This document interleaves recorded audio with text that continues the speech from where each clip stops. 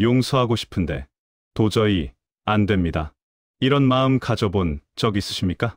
누군가 여러분을 깊이 상처 입혔습니다. 배신했습니다. 거짓말을 했습니다. 모욕했습니다. 머리로는 압니다. 용서해야 한다. 성경도 그렇게 말씀합니다. 목사님도 그렇게 설교합니다. 그런데 마음이 안 됩니다.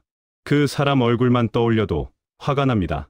그 사람 이름만 들어도 가슴이 답답합니다. 어떻게 용서합니까?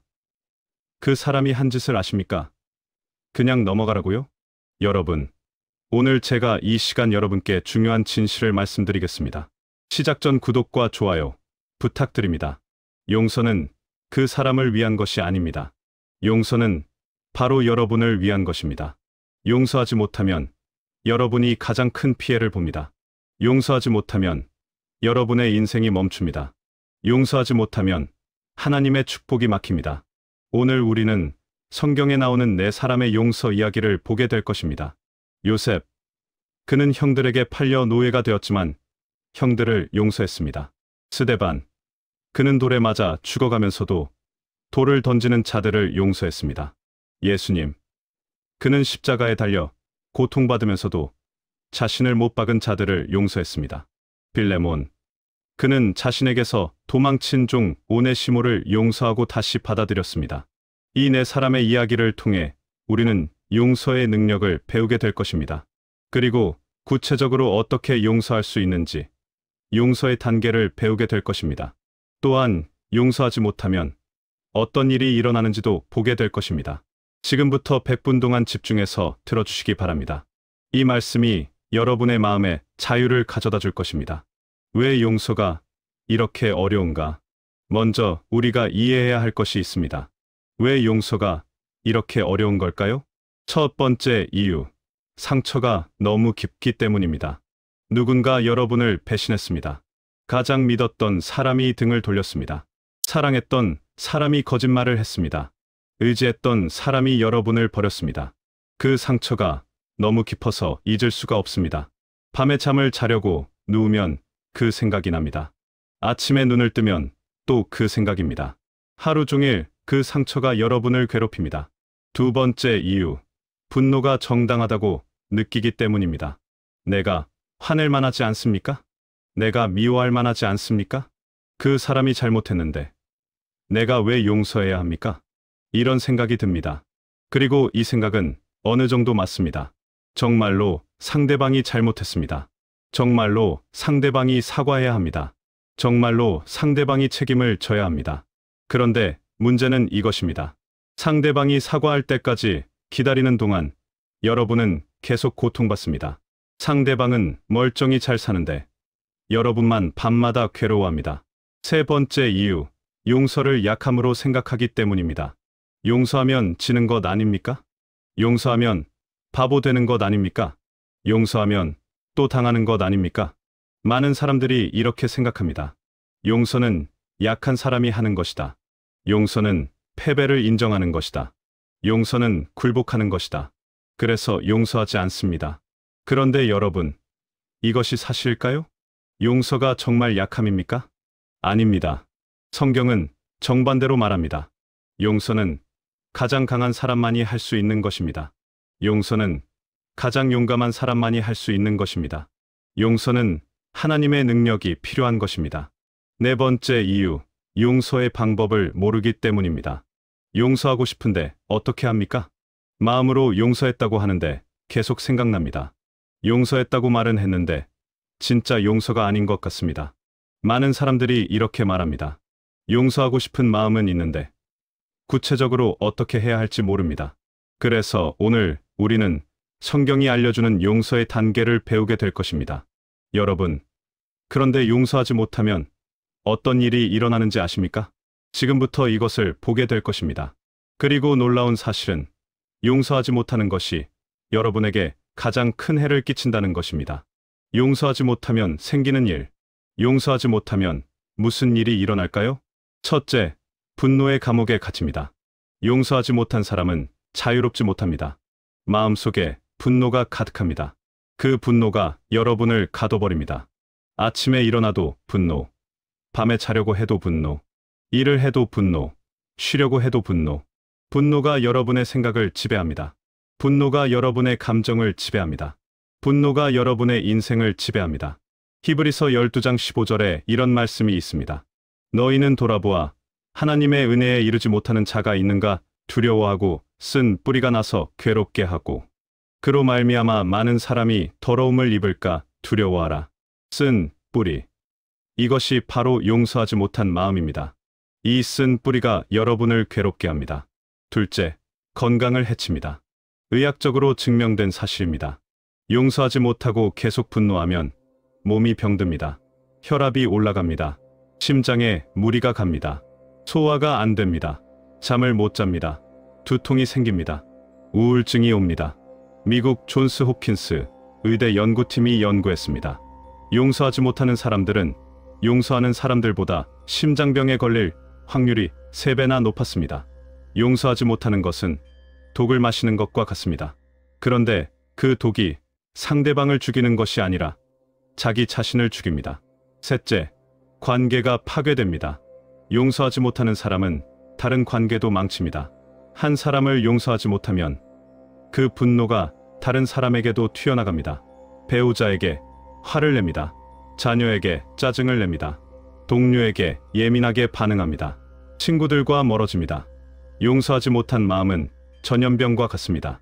한 사람과의 문제가 모든 관계로 번집니다. 넷째, 하나님의 용서를 받지 못합니다. 이것이 가장 심각한 문제입니다. 마태복음 6장 1, 4에 1, 5절 예수님께서 말씀하셨습니다. 너희가 사람의 잘못을 용서하면 너희 하늘 아버지께서도 너희 잘못을 용서하시려니와 너희가 사람의 잘못을 용서하지 아니하면 너희 아버지께서도 너희 잘못을 용서하지 아니하시리라. 분명한 말씀입니다. 우리가 다른 사람을 용서하지 않으면 하나님께서도 우리를 용서하지 않으십니다. 왜 그럴까요?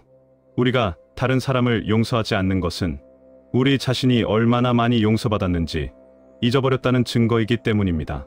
마태복음 18장에 나오는 비유를 기억하십니까? 1만 달란트 빚진 종이 있었습니다. 왕이 그 빚을 탕감해 주었습니다. 그런데 그 종이 나가서 자기에게 100데나리온 빚진 동료를 만났습니다. 그리고 그 동료의 목을 잡고 빚을 갚으라 했습니다. 왕이 이 소식을 듣고 그 종을 불렀습니다. 악한 종아, 내가 빌기에 내가 내 빚을 전부 탕감해 주었거늘 내가 너를 불쌍히 여김과 같이 너도 내 동료를 불쌍히 여김이 마땅하지 아니하냐? 그리고 그 종을 옥에 가두었습니다. 여러분, 우리가 하나님께 용서받은 죄가 얼마나 큽니까? 1만 달란트입니다. 평생 갚아도 못 갚을 빚입니다. 그런데 하나님께서 우리를 용서하셨습니다. 예수님께서 십자가에서 그 빚을 대신 갚아주셨습니다. 그런데 우리가 다른 사람의 작은 잘못을 용서하지 못한다면 이것이 얼마나 큰 교만입니까? 다섯째, 미래가 막힙니다. 용서하지 못하는 사람은 과거에 갇힙니다. 계속 지나간 일만 생각합니다. 그때 그 사람이, 그때 그런 일이 과거에서 벗어나지 못합니다. 그러면 미래로 나아갈 수 없습니다. 새로운 것을 시작할 수 없습니다. 새로운 관계를 맺을 수 없습니다. 새로운 기회를 잡을 수 없습니다. 빌립보서 3장 1, 3에 1, 4절에 바울은 이렇게 말했습니다. 형제들아, 나는 아직 내가 잡은 줄로 여기지 아니하고 오직 한 일 즉 뒤에 있는 것은 잊어버리고 앞에 있는 것을 잡으려고 표대를 향하여 그리스도 예수 안에서 하나님이 위에서 부르신 부름의 상을 위하여 달려가노라. 뒤에 있는 것은 잊어버리고 앞에 있는 것을 잡으려고. 용서는 과거를 잊어버리고 미래로 나아가는 것입니다. 여러분, 지금까지 우리는 용서하지 못하면 어떤 일이 일어나는지 보았습니다. 그렇다면 이제 질문이 생깁니다. 어떻게 용서합니까? 구체적으로 어떻게 하는 겁니까? 지금부터 우리는 성경의 네 인물을 통해 용서의 방법을 배우게 될 것입니다. 첫 번째 인물은 요셉입니다. 요셉이 어떻게 자기를 배신한 형들을 용서했는지 보겠습니다. 요셉의 용서, 하나님의 섭리를 보라. 요셉의 이야기는 여러분도 잘 아실 것입니다. 요셉은 야곱의 12아들 중 11번째 아들이었습니다. 아버지 야곱이 요셉을 특별히 사랑했습니다. 형들은 이것을 보고 질투했습니다. 창세기 37장 4절입니다.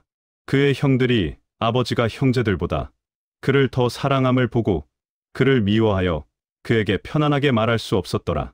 미워하여 편안하게 말할 수 없었습니다. 그 정도로 형들의 미움이 깊었습니다. 어느 날 요셉이 꿈을 꾸었습니다. 자기 형들의 곡식탄이 자기 탄에게 절하는 꿈이었습니다. 요셉이 이 꿈을 형들에게 말했습니다. 형들은 더욱 분노했습니다. 내가 참으로 우리의 왕이 되겠느냐? 참으로 우리를 다스리게 되겠느냐? 그리고 요셉을 미워하는 것이 더 심해졌습니다. 드디어 형들은 결심했습니다. 요셉을 죽이자. 요셉이 아버지의 심부름으로 들판에 왔을 때 형들이 그를 붙잡았습니다. 옷을 벗기고 구덩이에 던졌습니다. 요셉이 애원했을 것입니다. 형님들, 제발요. 저를 살려주세요. 하지만 형들은 들은 척도 하지 않았습니다. 그리고 지나가던 상인들에게 은 20개의 요셉을 팔아버렸습니다. 요셉은 17세였습니다. 그날 요셉의 인생이 완전히 바뀌었습니다. 왕자에서 노예가 되었습니다. 자유인에서 종이 되었습니다. 사랑받는 아들에서 버림받은 사람이 되었습니다. 애굽에서의 13년, 요셉은 애굽의 보디발이라는 사람의 집에 팔려갔습니다. 그곳에서 종으로 일했습니다. 창세기 39장 2절을 보십시오. 여호와께서 요셉과 함께 하심으로 그가 형통한 자가 되어 그의 주인 애굽 사람의 집에 있으니 하나님께서 요셉과 함께 하셨습니다. 요셉은 노예였지만 충성스럽게 일했습니다. 보디발이 요셉을 신뢰했습니다. 집안의 모든 일을 요셉에게 맡겼습니다. 그런데 문제가 생겼습니다. 보디발의 아내가 요셉을 유혹했습니다. 요셉이 거절했습니다. 화가 난 보디발의 아내가 거짓 증언을 했습니다. 요셉이 나를 범하려 했어요. 요셉은 억울하게 감옥에 갇혔습니다. 13년이 흘렀습니다. 17세에 팔려와서 30세가 되었습니다. 13년 동안 노예와 죄수로 살았습니다. 13년 동안 형들을 생각했을 것입니다. 형님들 때문에 내가 이렇게 되었다. 형님들을 용서할 수 없다.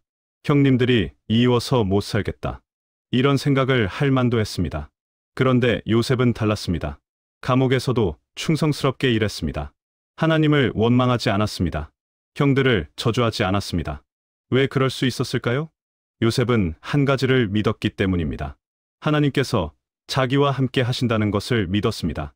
총리가 된 요셉, 드디어 기회가 왔습니다. 바로 왕이 꿈을 꾸었는데 아무도 해석하지 못했습니다. 요셉이 불려갔습니다. 요셉이 꿈을 해석했습니다. 7년 풍년, 7년 흉년이 올 것입니다. 바로가 감동했습니다. 이 사람 같이 하나님의 영에 감동된 자를 우리가 어찌 찾을 수 있으리요. 그리고 요셉을 애굽의 총리로 임명했습니다. 노예에서 총리가 되었습니다. 죄수에서 통치자가 되었습니다. 30세였습니다. 형들과의 재회. 7년 풍년이 지나고 7년 흉년이 시작되었습니다. 온 세상에 기근이 들었습니다.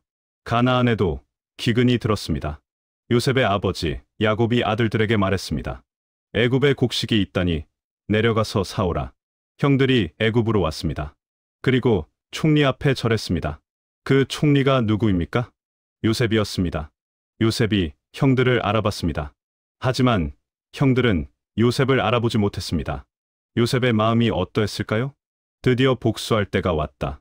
내가 얼마나 고생했는지 너희들도 당해봐라. 이렇게 생각할 수도 있었습니다. 실제로 요셉이 형들을 시험했습니다. 너희는 정탐꾼이다. 형들이 무서워하며 변명했습니다. 요셉은 형들의 반응을 지켜봤습니다. 그리고 형들이 진심으로 회개하는 것을 확인했습니다.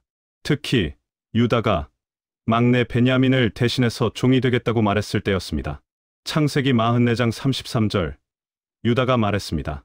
그러므로 원하건대 주의 종으로 아이를 대신하여 있어서 주의 종이 되게 하시고 아이는 그의 형제들과 함께 올려보내소서. 요셉은 깨달았습니다. 형들이 변했다는 것을, 더 이상 예전의 그 형들이 아니라는 것을. 용서의 선언. 창세기 45장 1절부터 보겠습니다. 요셉이 더 이상 참지 못했습니다. 다 나가라. 애굽 사람들을 다 내보냈습니다.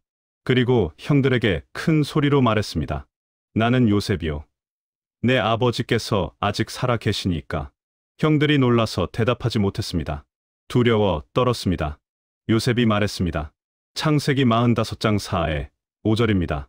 나는 당신들의 아우 요셉이니 당신들이 애굽의 판자라. 당신들이 나를 이곳에 팔았다고 해서 근심하지 마소서, 한탄하지 마소서. 하나님이 생명을 구원하시려고 나를 당신들보다 먼저 보내셨나이다. 여러분, 이 말씀을 주목하십시오. 하나님이 생명을 구원하시려고 나를 당신들보다 먼저 보내셨나이다. 요셉은 형들을 용서했습니다. 그런데 그 용서의 비밀이 무엇입니까? 요셉은 하나님의 섭리를 보았습니다. 형들이 자기를 판 것이 아닙니다. 하나님께서 자기를 보내신 것입니다. 형들이 악한 뜻으로 한 일이지만 하나님께서는 선한 뜻으로 바꾸신 것입니다. 창세기 50장 20절, 요셉이 다시 말합니다. 당신들은 나를 해하려 하였으나 하나님은 그것을 선으로 바꾸사 오늘과 같이 많은 백성의 생명을 구원하게 하시려 하셨나니. 여러분, 요셉의 용서에서 우리가 배우는 첫 번째 원리가 무엇입니까? 하나님의 섭리를 보는 것입니다. 사람이 한 일만 보면 용서할 수 없습니다. 하지만 하나님께서 하신 일을 보면 용서할 수 있습니다. 그 사람의 악한 의도만 보지 마십시오. 하나님의 선한 계획을 보십시오. 그렇다면 두 번째 인물은 누구일까요? 스데반입니다. 스데반은 돌에 맞아 죽어가면서 어떻게 용서했을까요? 지금부터 보겠습니다. 스데반의 용서. 예수님을 바라보라. 스데반은 초대 교회의 집사였습니다. 사도행전 6장 5절에 보면 믿음과 성령이 충만한 사람이었습니다. 스데반은 하나님의 말씀을 가르쳤습니다. 표적과 기사를 행했습니다. 많은 사람들이 스데반의 말을 들었습니다. 그런데 문제가 생겼습니다. 유대인 지도자들이 스데반을 시기했습니다. 스데반의 가르침이 자기들의 권위를 위협한다고 생각했습니다. 그래서 거짓 증인들을 세웠습니다. 이 사람이 성전과 율법을 비방했습니다. 스데반을 공회로 끌고 갔습니다. 스데반의 설교. 공회에서 대제사장이 물었습니다. 이것이 사실이냐? 스데반이 대답했습니다. 사도행전 7장 전체가 스데반의 설교입니다. 스데반은 아브라함부터 시작해서 이스라엘의 역사를 설명했습니다. 그리고 결론을 말했습니다. 사도행전 7장 5일에 5-3절입니다. 목이 곧고 마음과 귀의 할례를 받지 못한 사람들아, 너희가 항상 성령을 거스르는도다. 너희 조상들과 같이 너희도 하는도다. 너희 조상들이 선지자 중에 누구를 박해하지 아니하였느냐? 이인이 오시리라. 예고한 자들을 그들이 죽였고 이제 너희는 그 의인을 잡아준 자요 살인한 자가 되나니. 강력한 설교였습니다. 하지만 너무 직설적이었습니다. 유대인 지도자들의 죄를 정면으로 지적했습니다. 분노한 군중. 사도행전 7장 54절입니다. 그들이 이 말을 듣고 마음에 찔려 그를 향하여 이를 갈거늘 이를 갈았습니다. 분노가 극에 달했습니다. 죽이고 싶었습니다. 그런데 그 순간 놀라운 일이 일어났습니다. 사도행전 7장 5에 6절입니다. 스데반이 성령 충만하여 하늘을 우러러 주목하여 하나님의 영광과 및 예수께서 하나님 우편에 서신 것을 보고 말하되, 보라, 하늘이 열리고 인자가 하나님 우편에 서신 것을 보노라. 스데반이 예수님을 보았습니다. 하늘이 열렸습니다. 예수님께서 하나님 우편에 서 계셨습니다. 주목하십시오. 앉아 계시다가 아니라 서 계시다입니다. 예수님께서 스데반을 맞이하기 위해 일어서신 것입니다. 스데반을 환영하기 위해 일어서신 것입니다. 순교의 순간. 사도행전 7장 5-7에 5-8절입니다. 그들이 큰 소리를 지르며 귀를 막고 일제히 그에게 달려들어 성 밖에 내치고 돌로 칠세 증인들이 옷을 벗어 사울이라 하는 청년의 발 앞에 두니라. 군중이 스데반을 끌고 나갔습니다. 돌을 들었습니다. 그리고 던지기 시작했습니다. 첫 번째 돌이 스데반의 머리를 맞췄습니다. 두 번째 돌이 어깨를 맞췄습니다. 세 번째, 네 번째, 다섯 번째. 수많은 돌들이 스데반의 몸을 강타했습니다. 피가 흘렀습니다. 뼈가 부러졌습니다. 고통이 극심했습니다. 그런데 그 순간 스데반이 말했습니다. 사도행전 7장 59절입니다. 그들이 돌로 스데반을 치니 스데반이 부르짖어 이르되, 주 예수여, 내 영혼을 받으시옵소서. 그리고 60절입니다. 무릎을 꿇고 크게 불러 이르되, 주여, 이 죄를 그들에게 돌리지 마옵소서. 이 말을 하고자 하니라. 여러분, 이 장면을 상상해 보십시오. 돌에 맞아 죽어가는 사람이 무릎을 꿇었습니다. 고통 중에도 기도했습니다. 그런데 무엇을 기도했습니까? 주여, 이 죄를 그들에게 돌리지 마옵소서. 용서의 기도였습니다. 자기를 죽이는 사람들을 용서하는 기도였습니다. 스데반, 용서의 비밀. 어떻게 이런 일이 가능할까요? 돌에 맞아 죽어가면서 어떻게 용서할 수 있습니까? 비밀은 55절에 있습니다. 스데반이 성령 충만하여 하늘을 우러러 주목하여 하나님의 영광과 및 예수께서 하나님 우편에 서신 것을 보고 스데반은 예수님을 보았습니다. 돌을 던지는 사람들을 본 것이 아니라 예수님을 보았습니다. 자기를 죽이는 사람들에게 초점을 맞춘 것이 아니라 자기를 맞이하시는 예수님에게 초점을 맞췄습니다. 그리고 스데반은 깨달았을 것입니다. 아, 예수님께서도 이렇게 하셨구나. 예수님께서도 십자가에서 이렇게 기도하셨습니다. 아버지여, 저들의 죄를 사하여 주옵소서. 스데반은 예수님을 닮았습니다. 예수님처럼 용서했습니다. 여러분, 스데반의 용서에서 우리가 배우는 두 번째 원리가 무엇입니까? 예수님을 바라보는 것입니다. 사람을 보면 용서할 수 없습니다. 하지만 예수님을 보면 용서할 수 있습니다. 예수님께서 나를 위해 무엇을 하셨는지 생각하십시오. 예수님께서 나를 어떻게 용서하셨는지 기억하십시오. 그러면 다른 사람을 용서할 수 있습니다. 그렇다면 세 번째 인물로 가겠습니다. 바로 예수님 자신입니다. 예수님께서 십자가에서 어떻게 용서하셨는지 보겠습니다. 예수님의 용서, 완전한 용서의 모델. 이제 우리는 용서의 완전한 모델을 보게 됩니다. 바로 예수님의 십자가입니다. 십자가의 고통. 먼저 예수님께서 겪으신 고통을 이해해야 합니다. 예수님은 아무 죄도 없으신 분이셨습니다. 베드로전서 2장 22절입니다.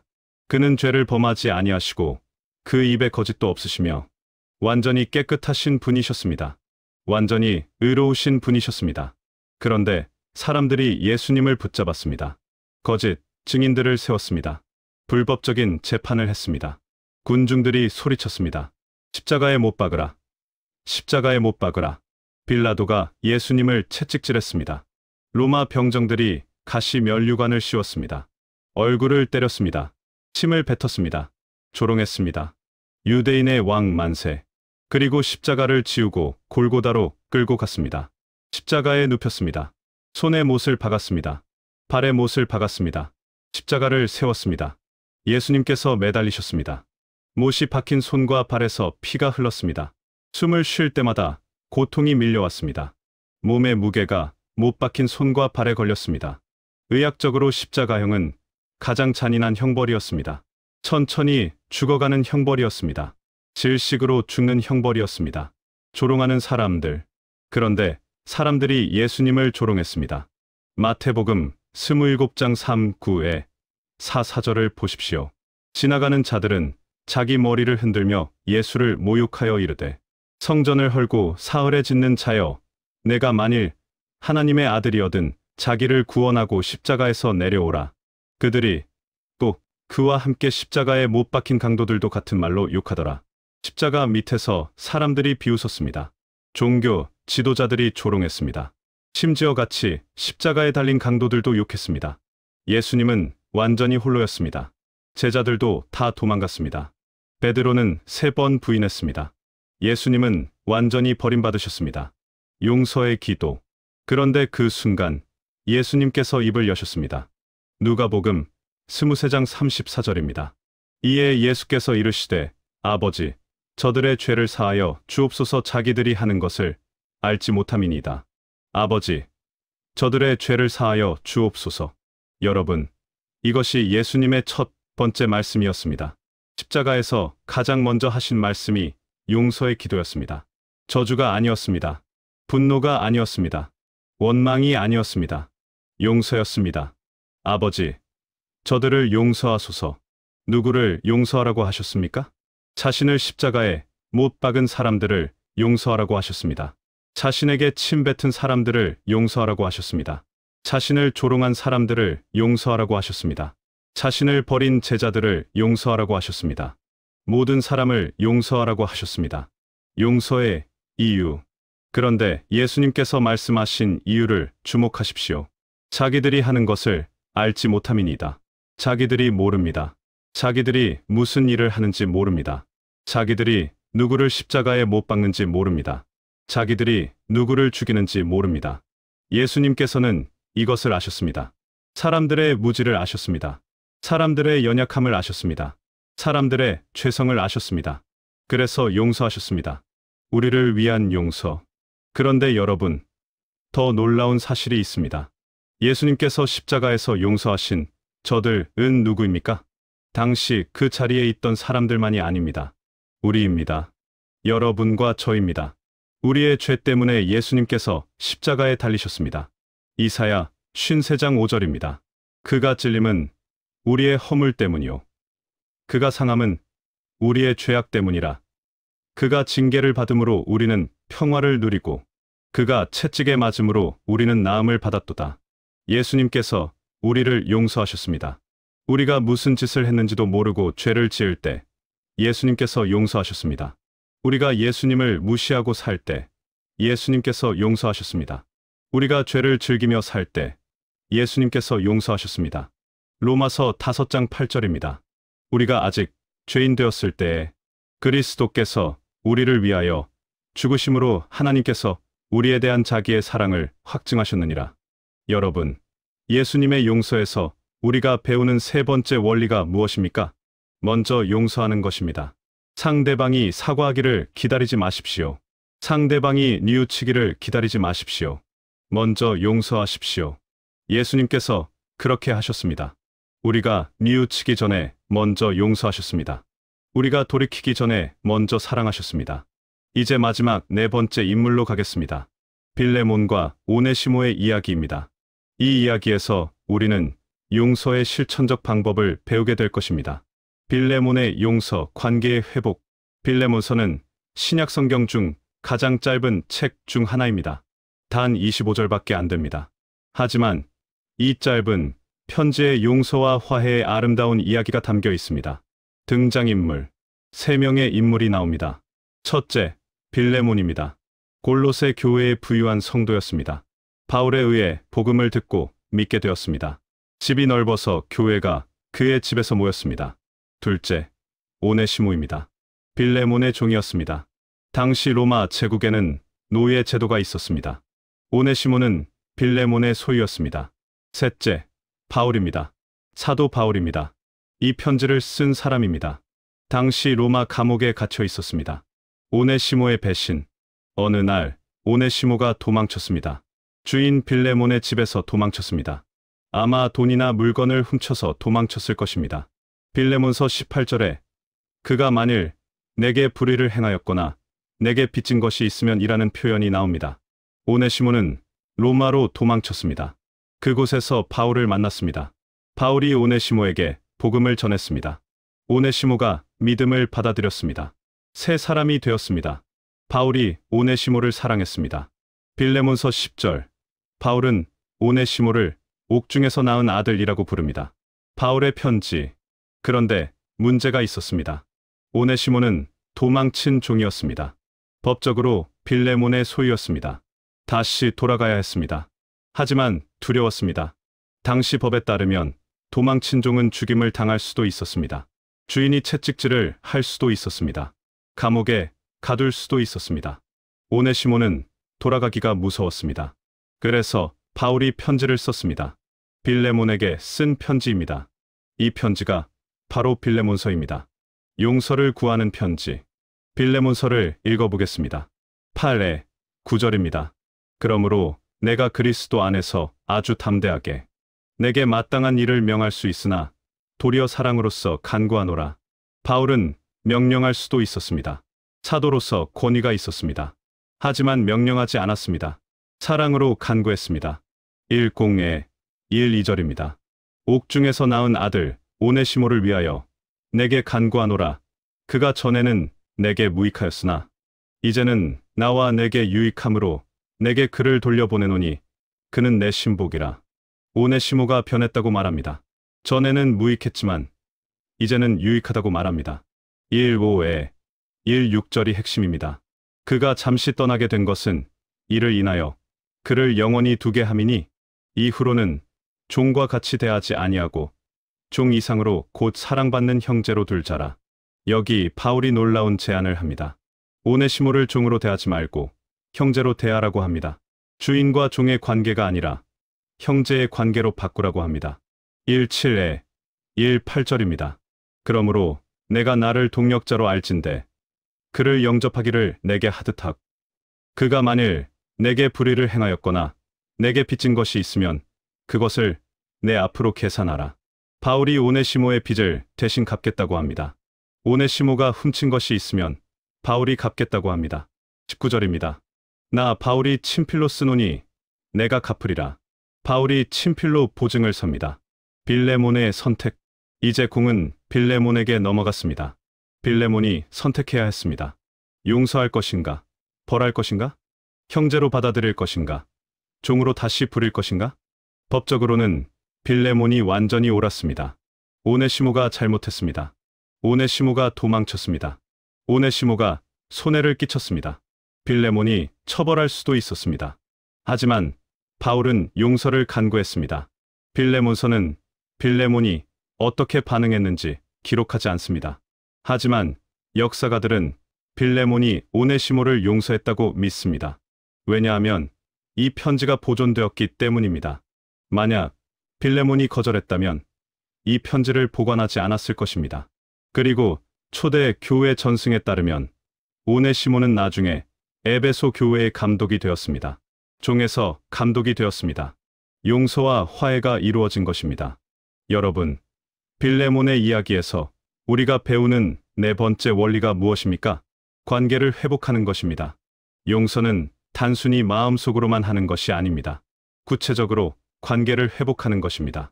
상대방을 다시 받아들이는 것입니다. 과거의 관계보다 더 나은 관계를 만드는 것입니다.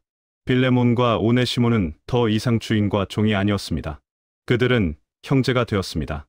이것이 진정한 용서입니다. 이제 마지막 부분으로 가겠습니다. 용서의 구체적인 단계를 정리하겠습니다. 용서의 단계 실천 가이드. 지금까지 우리는 네 사람의 용서 이야기를 보았습니다. 요셉, 스데반, 예수님, 빌레몬. 이제 이것을 정리하여 용서의 구체적인 단계로 만들어 보겠습니다. 1단계, 고통을 인정하라. 용서의 첫 단계는 내 고통을 인정하는 것입니다. 괜찮아. 별일 아니야.